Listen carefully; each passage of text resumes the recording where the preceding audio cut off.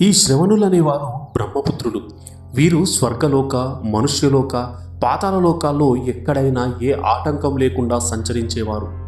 దూరశ్రవణ, దూరదర్శనాది విద్యలున్నవారు. వారి భార్యలు అలాంటి వారే. వీరిని శ్రవణిలంటారు. వీరు 3 లోకాల్లోనూ ఉన్న స్త్రీల చేష్టలను బాగా గ్రహించగలరు. ఈ శ్రవణులు ప్రత్యక్షంగా, పరోక్షంగా ఎవరేం పాపాలు చేశారో చిత్రగుప్తునకు చెప్తారు.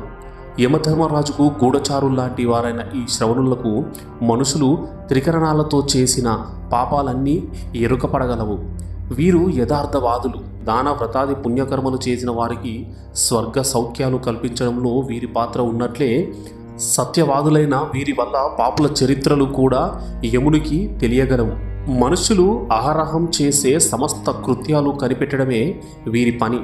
సూర్య, చంద్రులు, వాయువు, అగ్ని, అంతరిక్షము, భూమి, నీరు, అంతరాత్మ, యముడు, రాత్రింబగళ్ళు 2 సంధ్యలు ధర్మము, మానవుని ప్రవర్తనను ఎరుగుదురు.